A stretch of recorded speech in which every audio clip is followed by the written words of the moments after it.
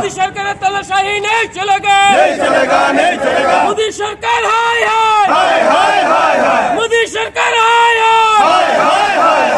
Electoral bond নিয়ে BJP সরকারের বিরুদ্ধে মাঠে নামল কংগ্রেস। গত 15 ফেব্রুয়ারি দেশের মহামান্য সুপ্রিম কোর্ট মোদী সরকার প্রবর্তিত ইলেকটোরাল বন্ডকে বেআইনি ঘোষণা করে এবং 6 মার্চের মধ্যে ইলেকটোরাল বন্ডের দায়িত্বে থাকা এসবিআইকে চাঁদা দাতাদের সূচি আদালতে পেশ করার জন্য নির্দেশ প্রদান করে। কোন ব্যক্তি কোন দলকে কত টাকা দিয়েছে তার সম্পূর্ণ তথ্য নির্বাচন কমিশনের কাছে জমা দেওয়ার নির্দেশ দেওয়া হয়। কিন্তু এসবিআই কর্তৃপক্ষ এই কাজের জন্য 30 জুন পর্যন্ত সময় চেয়ে মহামান্য সুপ্রিম কোর্টের কাছে আবেদন করে। আর এখানেই সরকারের দুর্বলতা প্রকাশ পায় বলে মন্তব্য কংগ্রেসের। ইলেকটোরাল বন্ড নিয়ে কয়েক হাজার কোটি টাকা চাঁদা সংগ্রহ করেছে বিজেপি। দেশের মোট ইলেকটোরাল বন্ডের 50%-এরও অধিক পেয়েছে ভারতীয় জনতা পার্টি। লোকসভা নির্বাচনের পূর্বে কোনো ধরনের ঝামেলা চাইছে না বিজেপি, আর এই কারণেই এসবিআই এই তথ্য দিয়ে আরও সময় চেয়েছে, এবং সেটা লোকসভা নির্বাচনের পরে।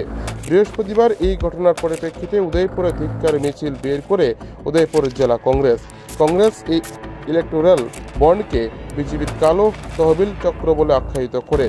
এদিন উদয়পুর এসবিআই ব্যাংকের সামনে ঘেরাও করে উদয়পুর জেলা কংগ্রেস নেতৃত্ব। এই ঘেরাও কর্মসূচিতে অংশ নেন জেলা কংগ্রেসের সভাপতি টিটন পাল থেকে শুরু করে যুব কংগ্রেস, মহিলা কংগ্রেস ও ব্লক কংগ্রেসের শাখা সংগঠনের নেতৃবৃন্দ থেকে শুরু করে কর্মীরা। যদি প্রকাশ পেয়ে যায় তাহলে ভারতীয় জনতা পার্টির সেখানে মুখোশ খুলে যাবে।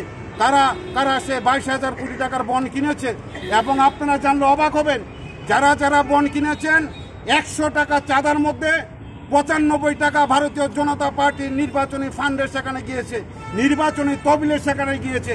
সেটা তো পরিষ্কার যে এই দেশের কর্পোরেট জগৎ সম্পূর্ণ পরিকল্পিতভাবে ভারতীয় জনতা পার্টির অর্থ ভান্ডারকে মজবুত করার জন্য কোটি কোটি টাকা চাঁদা দিচ্ছেন, এবং সেই চাঁদার বিনিময়ে গরিব অংশের মানুষকে ঠকিয়ে, ছোট ছোট শিল্পপতিদের ঠকিয়ে, যারা গ্রামে সেখানে ছোট ছোট রোজগারের সাথে জড়িত ছোট ছোট কারখানার মাধ্যমে তাদেরকে বঞ্চিত করে দেশের কিছু কিছু শিল্পপতির দলদাস হয়ে কাজ করছে ভারতীয় জনতা পার্টির সরকার, নরেন্দ্র মোদী সরকার। তার বিরুদ্ধে আজকে সর্বভারতীয় কংগ্রেস কমিটি সারা দেশের প্রত্যেকটা স্টেট ব্যাংকের সামনে ধর্ণা প্রকাশ করে আমরা সেখানে আবেদন করতে চাই এবং বলতে চাই, অবিলম্বে এসবিআই ব্যাংকে ভারতীয় জনতা পার্টির যে দল ও দাসের ভূমিকা নিয়েছে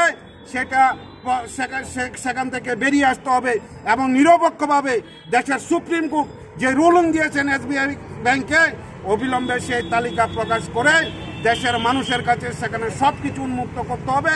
কোন রাজনৈতিক দলকে এই 22,000 কোটি টাকার মাধ্যমে কে কত টাকা চাঁদা দিয়েছে সেই তালিকা প্রকাশ হলেই ভারতীয় জনতা পার্টির সেখানে মুখোশ খুলে যাবে।